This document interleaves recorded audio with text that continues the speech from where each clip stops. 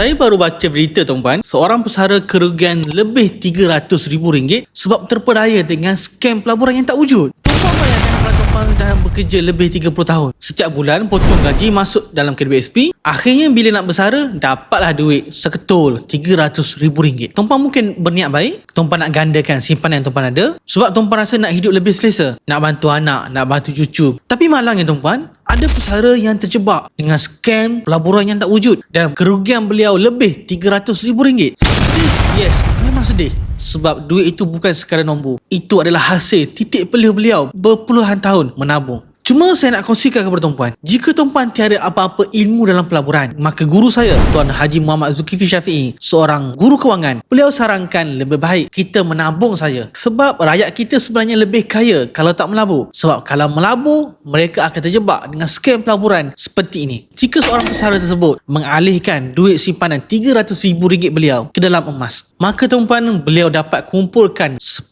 gram emas ini sebanyak 46 keping. 46 keping 10 gram boleh juga beliau jadikan sebagai dana persaraan jika apa-apa berlaku terhadap kewangan beliau. Emas dia tidak seperti pelaburan lain tuan-puan. Emas tidak menjanjikan pelaburan yang cepat, tetapi emas dia menjaga nilai kekayaan. Itulah beza antara melabur dengan janji dengan menyimpan aset yang sebenar. Emas ini bukan skim, bukan janji manis. Emas ialah harta yang kita boleh pegang, kita boleh wariskan dan kita boleh cairkan jika kita perlu. Untuk pesara di luar sana, pesan guru saya, jangan terlalu fokus kepada pelaburan yang tinggi. Tetapi tuan-puan fokuslah cara untuk mengekalkan kekayaan tuan-puan. Di usia pesaraan ini, mengekalkan kekayaan tuan-puan lebih penting. Kalau perlukan bimbingan saya cara nak menabung emas fizikal begini, sila komen nak. Saya akan bantu tuan-puan cara bermula.